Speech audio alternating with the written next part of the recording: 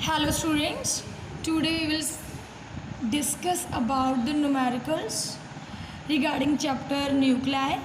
nuclei ਦਾ अपना अज last topic ही आ। मैं सारा कुछ करवा चुकी हाँ तुहानूं किहड़ा अपने सिलेबस दे विच सीगा A to Z आपां सब कुछ कर चुके हैं। अज अपने numericals दे उपर मैंने थोड़ी वीडियो बनाई आ। जिहड़ा ये numericals ने इंपॉर्टेंट numericals ने, इस करके मैं थोड़ा जिहा ध्यान इन्हां ते ज़्यादा दिता है। देखो फॉर्मूले आप सारे कर चुके हैं। R is equal to R not A1/3 भी मैं करवा चुकी हाँ, है ना। 1 AMU is equal to 1.66 into 10⁻⁻27 kilogram भी करवा चुकी हाँ। E is equal to MC² करवा चुकी हाँ। Delta M is a mass defect, ओदा फॉर्मूला भी करवा चुकी हैं। Where Z is atomic number, MP is a mass of proton and N is a number of neutron, N is the mass of neutron and capital M is the mass of nucleus. And further we will discuss about we have discussed binding energy भी पढ़ चुके हैं। Delta MC² है ना। Binding energy per nucleon भी आप study कर चुके हैं। दैन अपन ये भी पता भी density is equal to this ये होंगी है, या फिर अपन R0 की वैल्यू भी पता भी कितों तो कितना लाई कर दी है। 1.2 फैमटोमीटर तक लाई कर दी है। नंबर ऑफ न्यूट्रॉन्स A-Z होंगे। एंड लास्ट वाला formula dN/dt is equal to -λN भी मैं तुम्हें करवाया सी। एंड हाफ लाइफ पीरियड का फॉर्मूला -0.693 अपॉन लैम्डा। ये आप सारे फॉर्मूला दे रिलेटेड ही न्यूमेरिकल्स डिस्कस करांगे जिहड़े तुहाडे पेपर दे विच आ सकते हैं। दैन इन्हां ते ध्यान दो। फर्स्ट न्यूमेरिकल है the nuclear mass of iron 5626 is 5585 AMU। ठीक है, calculate its nuclear density। you have to find out the nuclear density। you very well know that nuclear density is equal to m/4/3 pi r cube। आ वाला formula अपने को लगूगा। then M अपन दिता पे nuclear mass 55.85 AMU। इनू पहला तुसी kilograms change करो। AMU अपन पता AMU इज़ इक्वल टू कितना होंदा 1.66 × 10⁻⁻27 होंदा ना। वो तुसी मल्टीप्लाई करोगे then you will convert AMU into the kilogram.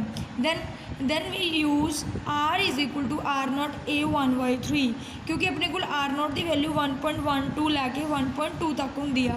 Then तुसी इहदी वैल्यू यूज़ कर सकते हो 1.2 इंटू 10⁻⁻15 मीटर, क्योंकि फैमटोमीटर को अपने लिखता ना 10⁻⁻15। then we use rho is equal to mass upon volume। mass is a m and volume nuclear density है। न्यूक्लियस की होंगे सर्कल की टाइप का होंगे। दैन वह वॉल्यूम कितना होंगे 4/3 pi r cube. Then 4/3 pi r cube लगाता। दैन मैंने 3 ऊपर लै गए आप 3m/4 pi r क्यूब लगाता। r अपने को है नहीं। दैन सिंपल आप आ वाला फॉर्मूला यूज़ कर लेंगे, इस करके मैंने ये यूज़ किया R0 A1/3 दी थ्राइस। ठीक है, तुम सारिया वैल्यूज़ पुट करोगे। M की वैल्यू पुट करोगे, पाई की वैल्यू पुट करोगे, R0 की वैल्यू 1.2 इंटू 10⁻⁻15 पुट करोगे, A की वैल्यू पुट करोगे। A अपने को कितना है 56 है ना। आ एटॉमिक मास होंगे एंड आ एटॉमिक मास नंबर होंगे। आ अपने को होंगे atomic number. Then mass number अपने को A कितना 56। दैन तुसी पुट कर दो 56। दैन तो आंसर 2.29 इंटू 10⁻17 आना चाहिए। ओके बेटा। नेक्स्ट है obtain approximately the ratio of nuclear radii of gold isotope this and this। तुसी approximately ratio फाइंड आउट करनी है रेडियाई दे विच। दैन तो मैं फॉर्मूला ये ना फर्स्ट वीडियो के ही करवाए सी R is equal to R0 A1/3। या फिर अपन ने रेशो पता करनी है भी मतलब गोल्ड तो लैके कि सिल्वर दे विच। दैन गोल्ड का आप R1 लै लें एंड सिल्वर की R2 लै ली। दैन R0 कॉन्सटेंट है तो सेम ही आना A1 A2 दोनों का मास नंबर डिफरेंट होगा, वो लगाता मैंने। दैन आप करांगे R0 simple cancel R1/R2 is equal to A1/A2 1/3। Then तुसी A1 की वैल्यू पुट करोगे 197 ही है ना गोल्ड की 197। एंड अपने को दूसरा सिल्वर का कितना है अपने को AU सिल्वर का कितना है 107। तुसी पुट करोगे 1/3। दैन इन्होंने थ्राइस कट के जोड़ा आंसर आऊगा दैन वो अपने को इन्ना आंसर आना चाहिए 1.226। ओके बेटा। नेक्स्ट न्यूमेरिकल है assuming that protons and neutrons have equal masses। assume करना भी प्रोटोन ते न्यूट्रॉन को इक्वल मास है। Calculate how many times nuclear matter is denser than water. मतलब how many times nuclear matter denser than water. Denser का मतलब की है डेंसिटी फाइंड आउट करनी है। गिवन दैट न्यूक्लियर रेडियस तुहानूं इन्ना दिता होया एंड मास ऑफ न्यूक्लियर तुहानूं इन्ना दिता होया। ठीक है, न्यूक्लियर रेडियस अपन इन्ना दिता पे, मास ऑफ न्यूक्लियर ने दिता पाया। पहले तुसीं ना मास ऑफ न्यूक्लियस कढोगे। वैसे तो तुहानूं पता ही है mass of nucleus is made up of mass of proton and mass of neutron. ਆਪਾਂ ਨੂੰ न्यूक्लियर दिता पाया इकट्ठा ही है ना। दैन जो तुसीं मास ऑफ न्यूक्लियस का कढोगे ना स्मॉल एम जी दी हुई है इंटू ए। जो तुहानूं कोई होर दिता हुंदा फिर तो तुसीं ए नाल मल्टीप्लाई कर दिंदे। ਇਹਦਾ सिंपल न्यूक्लियस दिता होया दैन सिंपल वही आंसर आ जाना। ठीक है, अगर डेंसिटी ऑफ न्यूक्लियस अपने कढ़नी है, पहले तो आप न्यूक्लियर मैटर की कढ़ लें, न्यूक्लियस की कढ़ लें रो 1 मास अपॉन वॉल्यूम। मास अपन पता है एम ए है, ਜਾਂ सिंपल भी तुम 1.67 × 10⁻27 लिख सकते हो। 4/3 पाई आर की वैल्यू अपने को आ वाली चीज़ है पुट करोगे तो आंसर आऊगा। जो आंसर तो रो 1 दे विच आ गया मतलब पहली डेंसिटी निकले न्यूक्लियर मैटर की। दैन डेंसर दैन वाटर क्या, डेंसिटी ऑफ वाटर पता कितनी होंगी है, डेंसिटी ऑफ वाटर होंगी है अपने को 10⁻³ ये कढ़ना है। दैन तुम जो आंसर आऊगा तो रो 1 का मतलब न्यूक्लियर मैटर का वो डिवाइड करोगे 10⁻³ दैन तो आंसर आऊगा। अरे दोनों का डेंसर का अपन पता लग जू कि कितना डेंसर है, how many times this denser. Okay बेटा। नेक्स्ट आ गया obtain the binding energy of nuclei। this numerical is very important।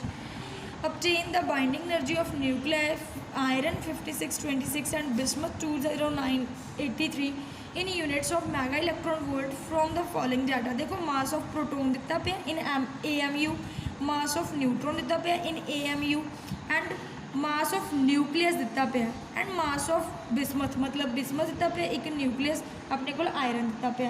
अपने पता करना which nucleus has greater binding energy per nuclear. तुसीं की करोगे दोनों की बाइंडिंग एनर्जी पर न्यूक्लियर कढ़ लोगे दैन डिफरेंस कर लोगे। डिफरेंस करके तुहानूं पता लग जू भी आयरन की बाइंडिंग एनर्जी ज़्यादा आती है कि बिस्मथ की।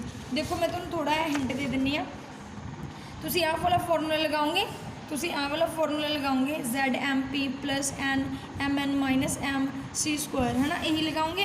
दैन ये की है अपने को simple Z atomic number first का पुट करोगे पहला आयरन का एटॉमिक नंबर कितना 26 एंड MP अपन दिता पाया 1.00 आ वाला दिता पाया है ना, आ दिता पाया।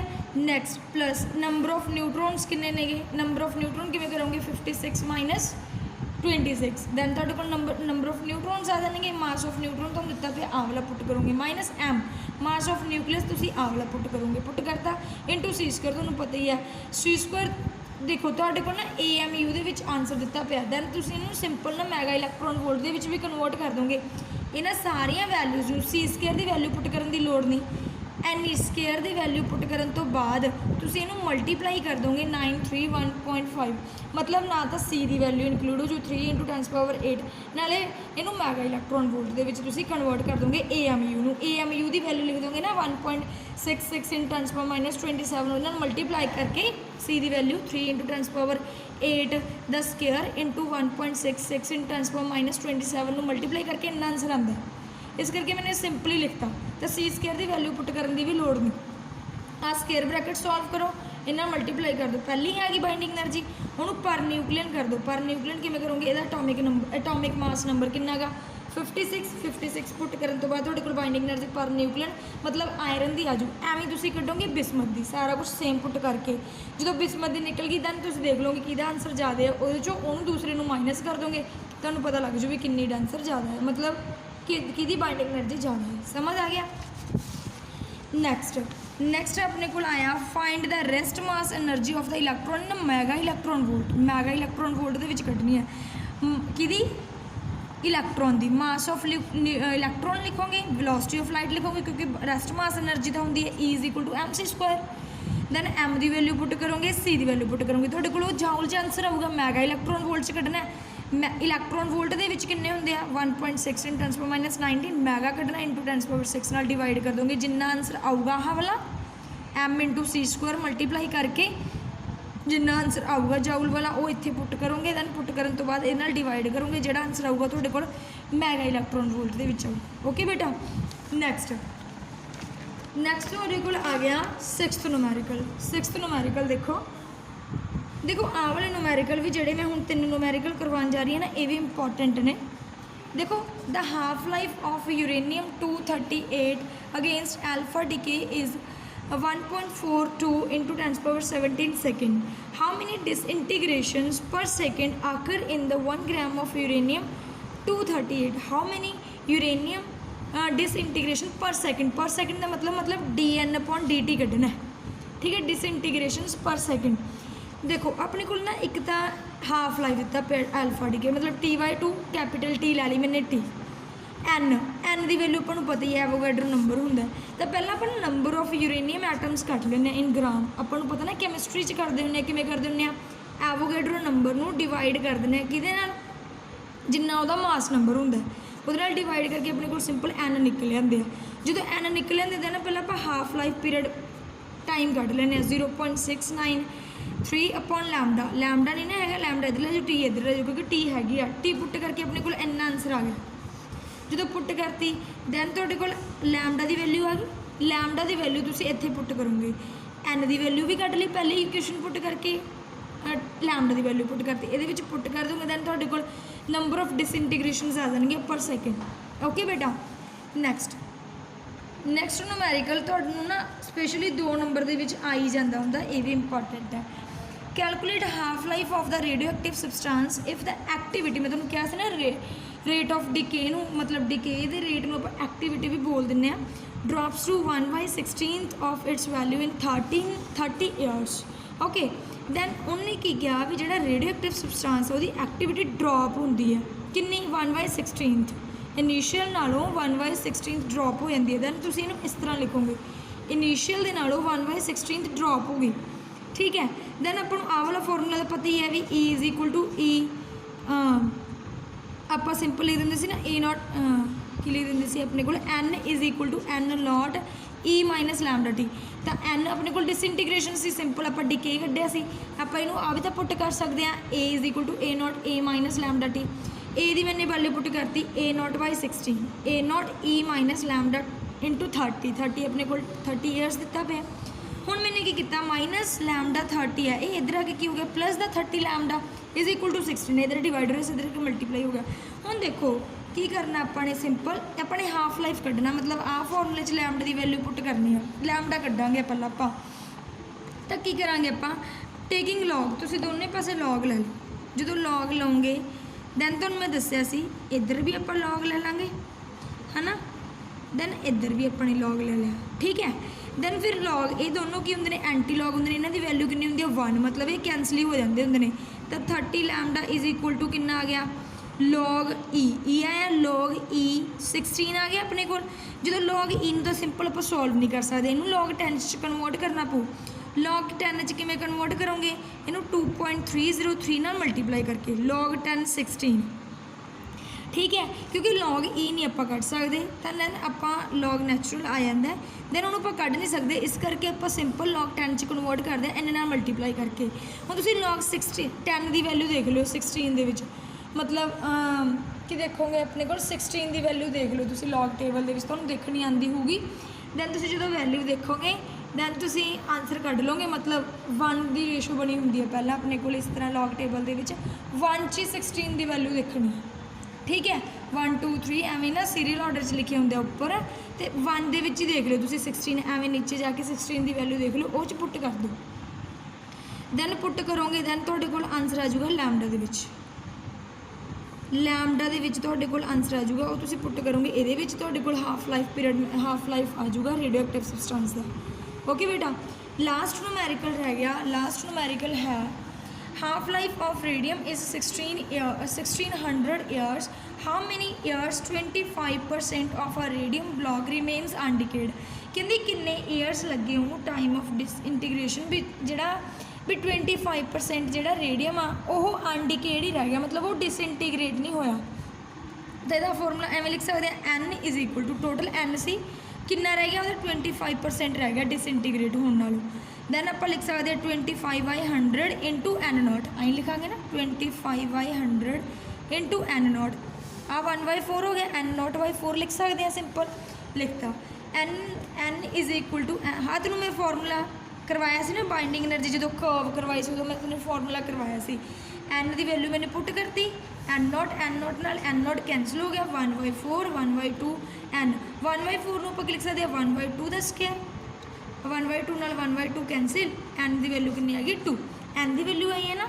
उन्होंने पूछा भी किन्ने ईयर्स लगे, मतलब टाइम ऑफ डिसइंटीग्रेशन पूछा, तो तुसीं की करोगे हाफ लाइफ नूं नंबर ऑफ हाफ लाइफ्स के नाल मल्टीप्लाई कर दोगे। हाफ लाइफ कितना है 1600 ईयर्स ने, मतलब तुसीं 1600 नूं किन्ने नाल मल्टीप्लाई कर दोगे नंबर ऑफ हाफ लाइफ्स, मतलब जिहड़ा आपां 2 कड्ढिआ 3200 ईयर्स आ। क्लीयर जी, समझ आ गई। I hope you will understand fully these numericals and इत्थों अपने को टॉपिक जिहड़ा है खत्म होंदा है, चैप्टर अपना खत्म होंदा। हुण आपां ना 9th यूनिट स्टार्ट करांगे। 9th यूनिट दे विच आपां इलैक्ट्रॉनिक डिवाइसिस बारे पढ़ांगे। वो इलैक्ट्रॉनिक डिवाइसिस वो भी इस तरह ही करवाई जाऊगी जिवें अपने को अगले यूनिट्स होंदियां ने।